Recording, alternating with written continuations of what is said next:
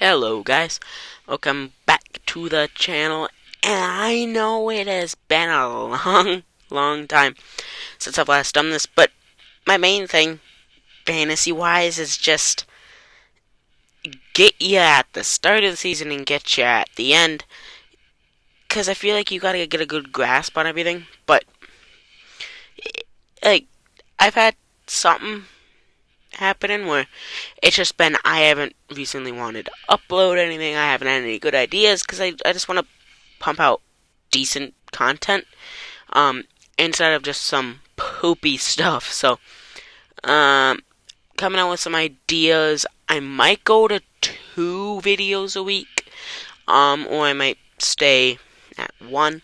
But I'm hoping to continue to be more consistent, especially as draft season's heating up. Which the draft season is just going to be my more main thing. As I feel I know more about fantasy football, but I also really like talking about draft and fantasy football, like pre-draft sort of things and all that stuff. So let's get right into it. My quarterback rankings. Number one is just Jalen Hurts versus the Titans. I don't think the Titans' defense is all that, especially against the pass, but considering Mahomes and Rodgers and these big quarterbacks were held in check against them, obviously that gives you a concern for Hurts, but he's my number one quarterback this week because of that rushing upside. I don't think they can stop the run, especially on a quarterback who can also pass pretty well. So I am very convinced Jalen Hurts will do good this week against the Tennessee Titans. Now, moving to the other side, we go Dak Prescott versus the Colts. I'm very convinced about him too because I don't think the Colts defense really is that good, but then again, I don't think Prescott will have to be that amazing to be able to beat the Colts. So I think that's just a wild card that I just kind of went with because of the fact that Dak Prescott is a decent quarterback. He got enough weapons around him to where he can dominate the Colts, especially offensively. So, very excited for that matchup. And number 3, Trevor Lawrence versus the Lions. The Lions have been giving up almost an average of 24 points to quarterbacks this season. That is terrible.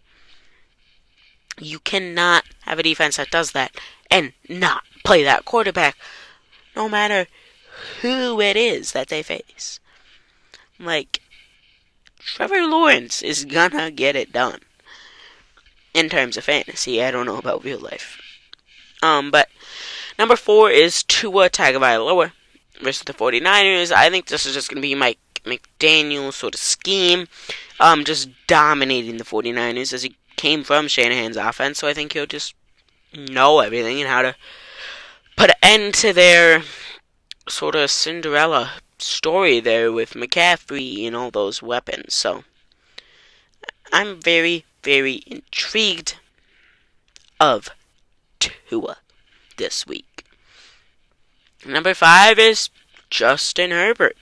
Herbert versus the Raiders, I feel like it's just a matchup. Either he's gonna be boom or bust, but here I have him as a boom because the Raiders, in my opinion, are not that good of a defense. So at least I think you can easily exploit them. And with maybe Mike Williams again and Keenan Allen, I just think the opportunity is too good for Herbert against the Raiders. Now here we go. Mahomes at 6 versus the Bengals. I feel like I could have put him all the way up at 4 instead of 6, but I put him down as low as I possibly could because Mahomes versus the Bengals, this is going to be a good matchup. I predict it to be very high scoring. It's just I don't expect them to have to throw with Mahomes that much. Like, I don't mind their backs, like Pacheco and them. Not fantasy-wise, I don't really like Pacheco, but I think they're going to be vulturing the touchdowns, these backs, compared to Mahomes. So that kind of lowers them in my rankings, I guess, on more of a basis of, points per touchdown and all that jazz. That just really depends on, in your league, who you're really going with. But Mahomes, I don't think is that dude for this week, but I still have it at number 6. I just don't think he's going to be the number 1 quarterback, but probably am wrong, because Mahomes has easily proved me wrong before. Now at 7 we got Joe Burrow versus the Chiefs. I just think Burrow is going to be able to very easily take advantage of the Chiefs' defense, and that's just pretty much it. I mean, he's a good quarterback. T. Higgins, actually, is probably just going to vulture off of the Chiefs' defense, so very excited for that game. Number 8, Josh Allen versus the Patriots. It's Josh Allen. You don't want to put him this low, but he's been pretty bad recently. I don't think the Bills are going to win against the Patriots, but I think he'll be able to put up a decent performance, whether that's just rushing or whatever.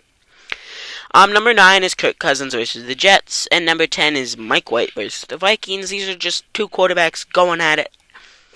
I think this is going to be a mediocre scoring game, maybe in the 30s or 20s or something of that sort. And I like both of these quarterbacks' opportunities against these defenses, whether that's just because of the weapons or the bad pass defense. So, alright. Now into the running back rankings. Number 1 is Aaron Jones versus the Bears. Aaron Jones has put on a show just ever since he's been sort of taking most of the carries in Green Bay, which is obviously great for him.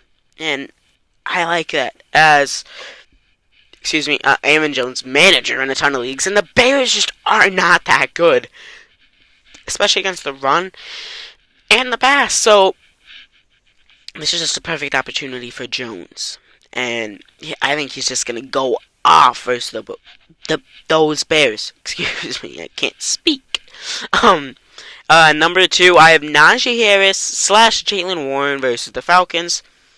This is just whoever plays, because it's looking like one of them is going to play and one of them might not. But if they both play, I don't think I could keep either one of them up here. So keep in mind, this is barring one of them are out for this game. They're all the way up at 2 just because I like them getting all those carries and all those touches in the red zone. Like, I think Warren can easily sustain that role, and so can Najee. It's just, if both of them are playing, it's a split field, and I don't like that for fantasy-wise. So if one of them are out, boom, they're up at 2. Number 3 is Travis Etienne versus the Lions. You're going to see a lot of Jaguars players here. It's just Etienne. He is a good back. He has a lot of potential, and when you play a team like the Lions, it makes it a lot easier to score a crap ton of points. To all those ETN managers out there, keep him in your lineups. He's gonna pop off. Now, number 4 is Nick Chubb versus the Texans. I just think the Browns are gonna be in a scenario for most of the game where they are ahead, and they just want to run the ball to waste a lot of clock. So I think that's gonna force Chubb to get a crap ton of carries, and whether that's multiple touchdowns, I don't know, because Watson is just such a big variable. I'm not really playing any Browns pass catchers, so there is that. Number 5 is Dameon Pierce versus the Browns. We got back-to-back running backs facing each other here. Dameon Pierce is just, if they're ahead for a bit, he gets a ton of carries, but if they are behind, he's not getting a lot. But I think if they keep it close, Pierce will get a bit of carries, and I think you won't regret playing him. Like, it's just, Pierce is going to be piercing through that defense of those Browns. And looking at my number 6 is Kenneth Walker versus the Rams, and it's just Kenneth Walker is super explosive, and I just, with Aaron Donald missing his first game, that's going to leave a gaping hole through the middle, and that just means Kenneth Walker season all the way. Number 7 is Austin Eckler versus the Raiders. It's just, I like Eckler a lot of weeks, and I just think the Raiders are a perfect matchup for him. Number 8 is Josh Jacobs versus the Chargers. I just think this is a week where he pops off and gets 1 or 2 really big runs, and that gets over half his points. Like, I'm predicting that he gets a 50-plus yard touchdown run, which is at least 11 points which is very good. So, I'm thinking Jacobs at 8 is not a bad play. And number 9 and 10, both versus the Colts, are Zeke and Tony Pollard. Just these guys are great compliments to each other. Pollard seems to get all the yards, and Elliott seems to just get all the touchdowns. So I think it's a perfect balance there for you to be able to play both of them. They're just 9 and 10. I feel like I'd play Pollard over Zeke in a touch league. Like, you get more points per, like, touch. But I think I'd play Zeke over a league that doesn't reward, like, amount of the opportunities a player is given, because Elliott's going to get all the touchdowns. So, those are just my running back rankings. Now on to the wide receiver rankings. Number 1, we got Jefferson versus the Jets. It's so hard to not play Jefferson, unless he's playing the best corner in football, which would be Pat Surtain. That's right, it is Pat Surtain. Jefferson, it's just Ahmad Gardner, I don't think can keep pace with him all game. He's going to break off something, and that just leaves a perfect opportunity for a big game for fantasy. So, Jay Jettas is going to go off versus the Jets. Number 2 is Christian Kirk versus the Lions. It's just the Jaguars pass catcher. I like all the Jaguars options this week versus the Lions, and I like a lot of the Lions players versus the Jaguars. So it's just a flip-flop there. Just Kirk gets a lot of targets, so I'm pretty excited for him to play the Lions. Number 3, A.J. Brown versus the Titans. A.J. Brown getting a revenge game is just a storyline I love, so I'm easily going with A.J. Brown. Number 4 is Tyreek Hill versus the 49ers. It's going to be Hill in an offense where he gets the ball a ton like he has been this season, and I just think they're going to have to be creative, whether that's Hill in the backfield getting a couple carries and just zooming. I don't know. I just think it's going to be a heavy scoring fest there in that game. Number 5 is Debo versus the Dolphins. I think this is going to be a game where either Mitchell or McCaffrey don't play, so Debo Samuel will get into that backfield, and he'll be able to cut everywhere and just zoom and get a lot of yards. It doesn't even have to be through the air, as long as he just gets enough touches and gets a couple yards, maybe one touchdown. I think this is a great opportunity for Debo against Miami's somewhat weak defense to go off. Number 6 is Tyler Lockett versus the Rams. I think this is just explanatory to the fact that the Rams are not that good. Like, Ramsey's gonna be on Metcalf, so that leaves Lockett with a perfect opportunity to get a crap ton of targets, and that just leads to points as long as he corrals those opportunities there. So Lockett is easily my number 6 receiver this week. I'm very optimistic about Lockett this week. So rocking with Lockett. Number 7 is CeeDee Lamb versus the Colts. I just don't think Gilmore can keep up with Lamb. I just think that's just flat out what it is. Number 8 is T. Higgins versus the Chiefs. It's going to be a T. Higgins show. It's going to be like when Jamar was that guy last year in the championship. It's going to be with T. Higgins this year. Number 9 is Stephon Diggs versus the Patriots. It's just Diggs is Diggs, so you gotta play him no matter what. And I put him at 9 because Patriots really struggled against Jefferson last week, but anyone will. So I just think Diggs is on that level. He's probably my 3rd or 4th best receiver in the league. Jefferson is my 1, so it's not that big of a gap there. I just think Diggs is that dude. He is him. He will go off. Whether that just means touchdowns-wise or yards or targets, I guess. 10 is Jalen Waddle versus the 49ers. Same reason as Tyreek Hill. Just that speed is gonna kill him. So, really, that's one of the main reasons.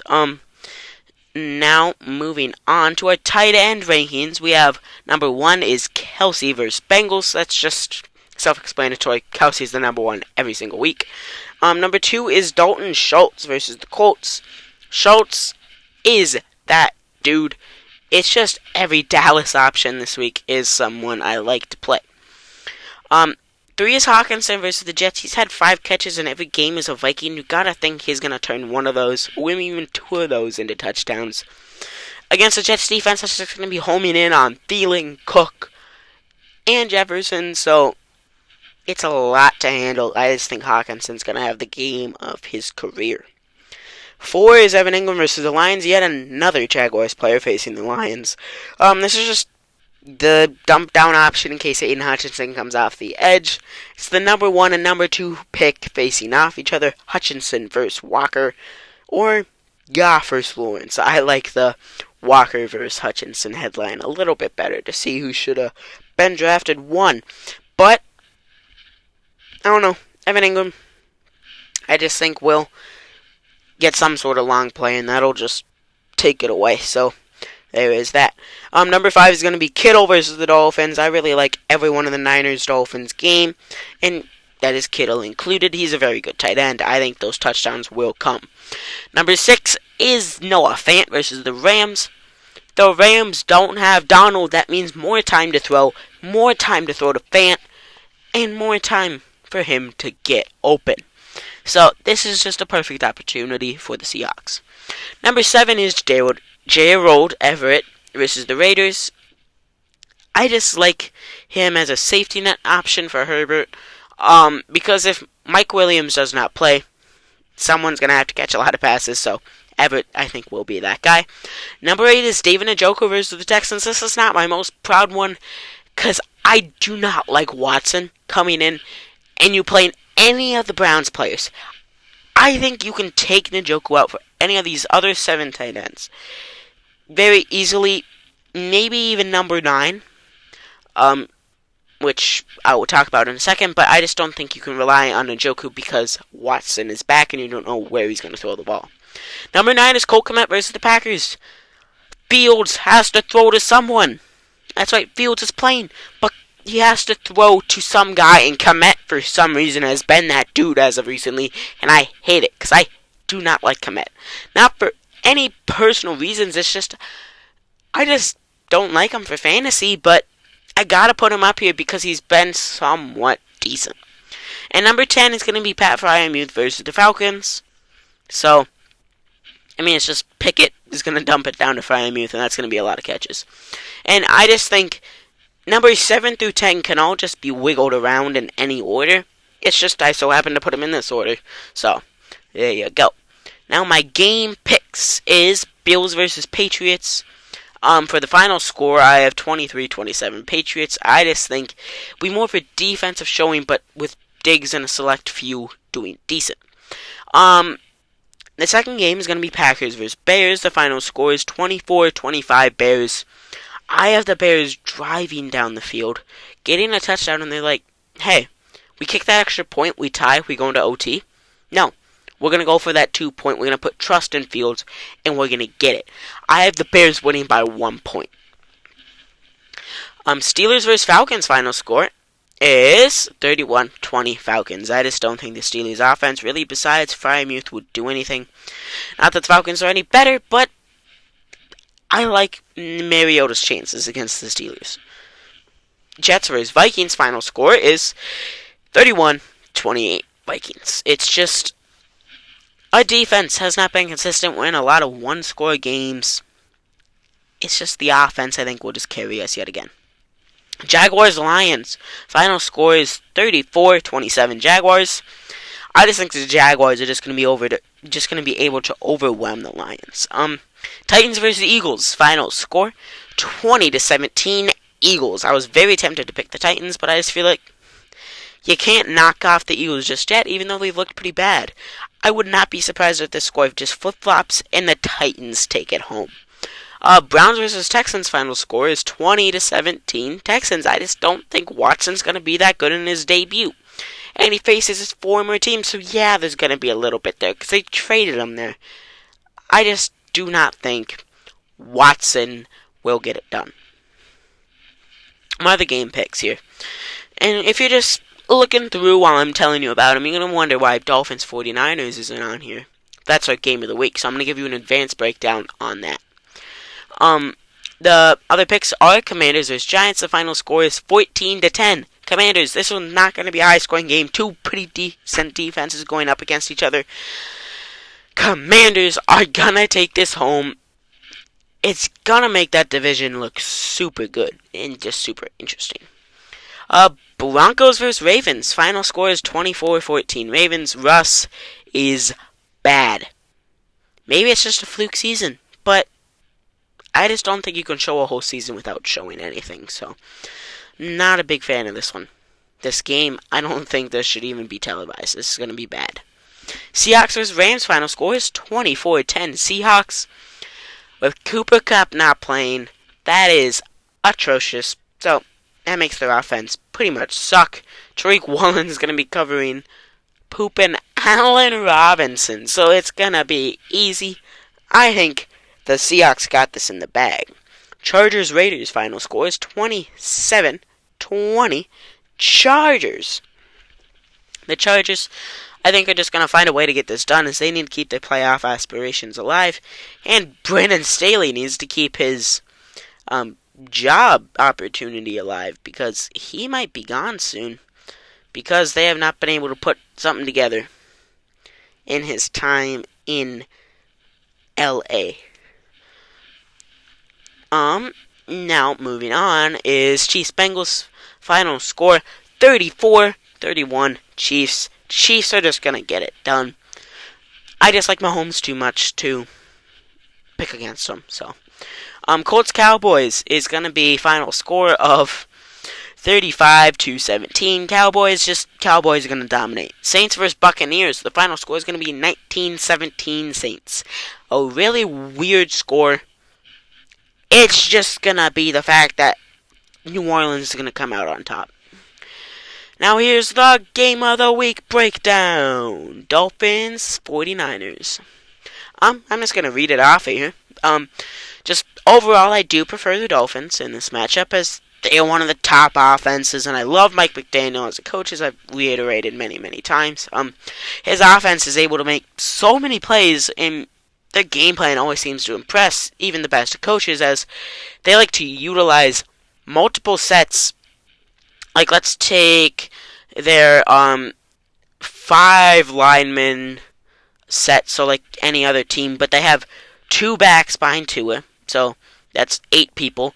They have 2 receivers, one side close, like close as in they're closed together, like they're super close together. I call it closed because it's like no hole between them, just one's behind the other. And 1 receiver on the other side, which is normally Hill, because Hill likes to be a distraction like that.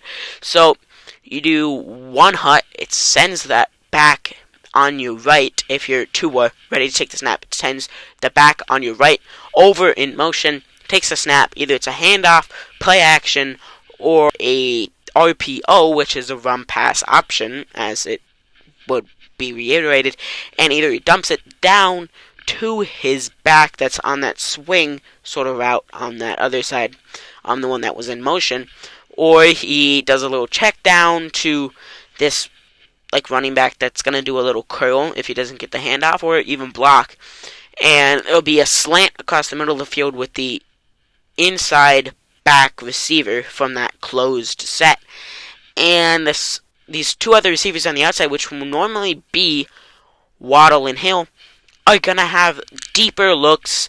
Waddle, I think, normally runs a post over this to develop that middle field. So, it's a very interesting game plan. Try to give you a little bit of analysis there for the Dolphins, but here we go for the 49ers. The 49ers have loads of offensive weapons, which is great.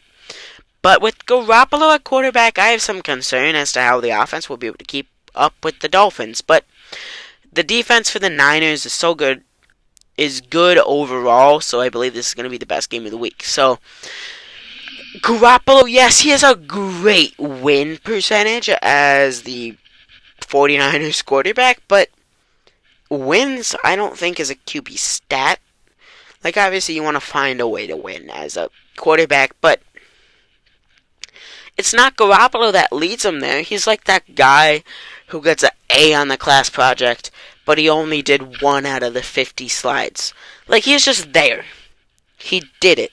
He contributed. He'll get the A grade because he lost, but he kept it close. Maybe he played decent, but I just don't think he's good. So, I'm taking Dolphins. Final score, 34-31. Main reason I think this is just going to be close is because the 49ers defense is so good. They're going to be able to make this a game to watch for a while to come. So, yep, final score, 34-31 Dolphins. Just maybe it's a last-second field goal or something. I just think the Dolphins are going to win by 3. So, however you may interpret that. I just have this as the final score because I think it'll be a higher score game. Maybe Garoppolo impresses. I just think it's going to be more of a big play game. Alright, so, thank you for watching. Hopefully we'll see you next time, and have a good rest of your week.